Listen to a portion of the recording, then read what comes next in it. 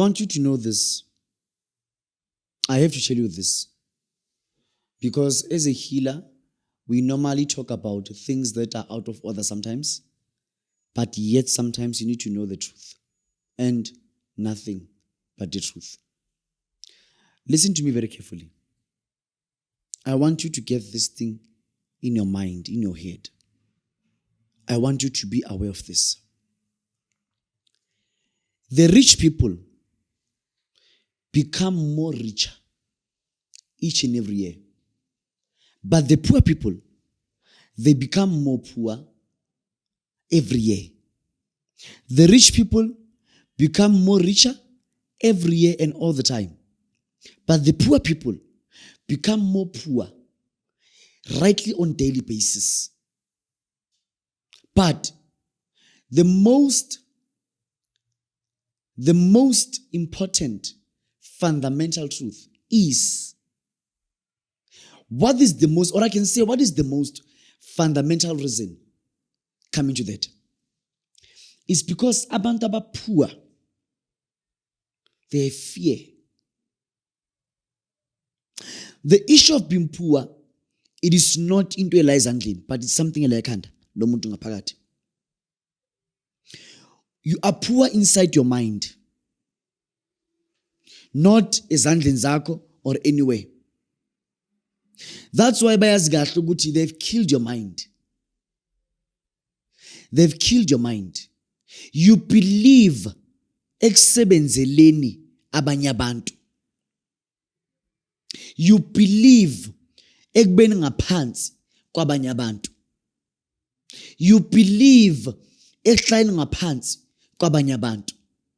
More than ukuthi impilo yakho ibone ukuthi nawe can you become your own boss one day.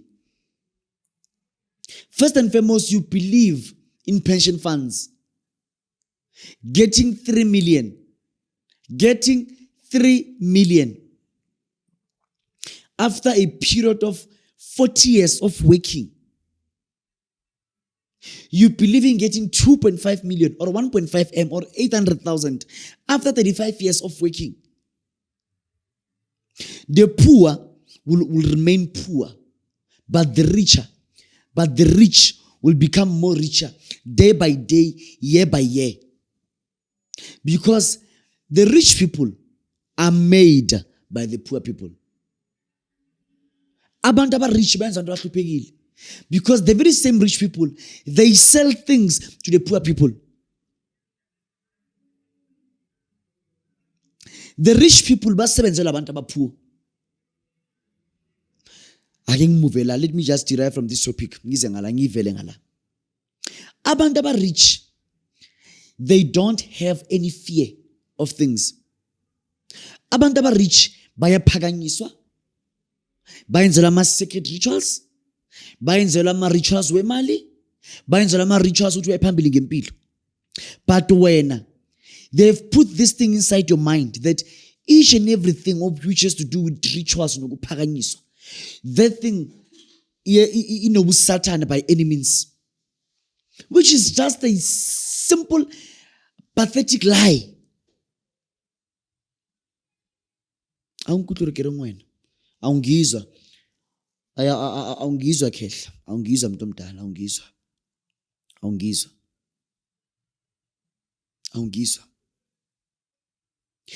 There is this thing ehleli la kuwena uthi I would love ukuthi ngiyophakanyiswa ngithola imali into zami ziyenzeke. But kunalento lethi hayi uzofa, hey uyobala ingane zakho, hey uyokwenza in. You know mina ngisebenze abantu abarich kabi nabanye ngisebasebenza. Bazokutshela ukuthi akuhlalwa. Kuyahanjwa.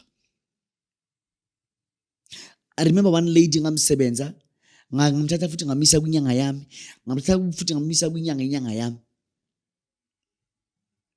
Why sefuna lokhu mina engenakho? I hate ukuthi ngithathe ngibayise kubantu abaphezulu kumina. So I'm trying to say to you, uma umuntu osaba izinto, believe you me, that spirit of fear onaso phezu kwempilo yakho, it is one of the key points that is making you poor till today.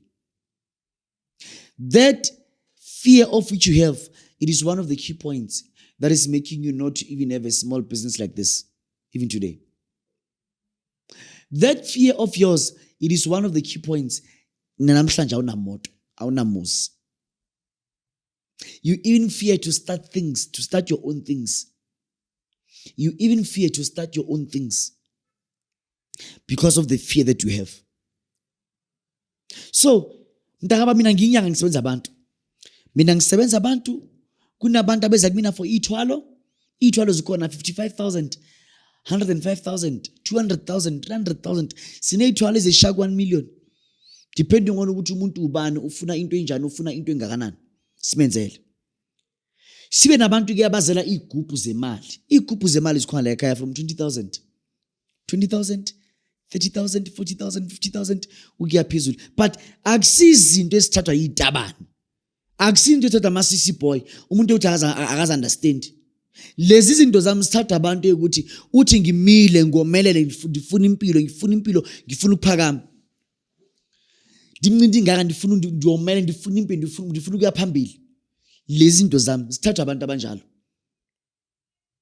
Not the person who's a sissy boy.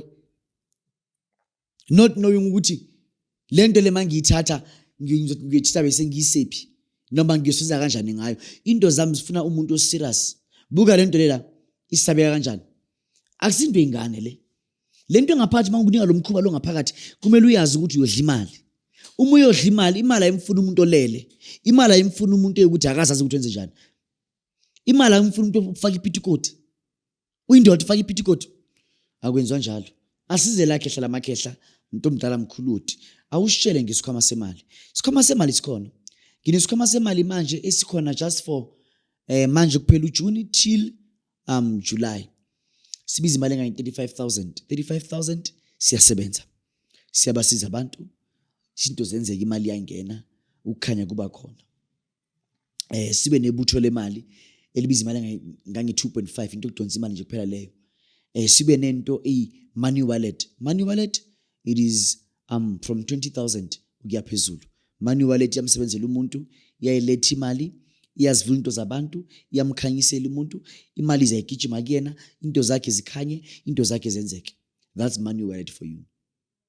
So mntaka baba, uma umuntu ukuthi wena uthi mkhuluti mina ngifuna indoda ezongisebenzela. Ngifuna isipoki semali, ungivusela isipoki semali. Isipoki semali ngiyavusela sona. Ngemali ngange 35,000. Samba nawo semathuneni, ngivusela isipoki semali, uhambe uyosebenza ngaso, awusiboni but sakusebenza in spirit. Silethele imali, yonke into yakho ikwazi ukuthi ibe right. Kushintshe nje isimo sakho sokuphila, isipoki semali siyakwazi ukuzenzeni sikusebenzele. Just from 35,000. Lento le ngiyakwenzela into zakho zenzeke. Ngiyakwazi nokuthi futhi ukuyenzele ibhokisi lemali esilivusa emfuleni. Kodwa lapho kumele uphathe imali engange 150,000. Leli bhokisi uhamba ngalo, ufike nalo endlini. Emva kwa 3 days ulivule. Umulivula into zakho zi right. Imali yakho ingena nje once off.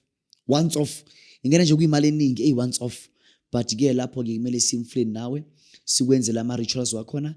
Emva kwa 3 days imali iyazibonakalisa phezi kwempilo yakho. Sibe nempande ke mntaka baba esibiza ngomzaneno wemali. Umzaneno wemali is only 3,500 rands. Lapho impande ufike uyishise ubize imali ukuthi imali ize nganeno kuwena, izinto zakho ziyenzeke. Ikhehla lamakhehla Dr. Uthi Mkhuluti from 5 Lovedale Street, Marshalltown, Johannesburg CBD la ngisebenzela khona. My topic was all about the rich people become richer and more richer, but the poor people will always lack opportunities of life. The poor people will always lack the opportunities of life. The poor people will always be on the bedside of the world because of they always close doors for themselves. La kuthiwa khona imali abantu bayakwazi bakusiza ukuthi imali ibe khona. Shona khona impilo yakho yokwazi ukuthi ibe ngcono. uDr. Uthi lo khehla lamakhehla nyange enkulu yase Ningizimu Afrika. Mambo vipi, mambo poa, siyabonga.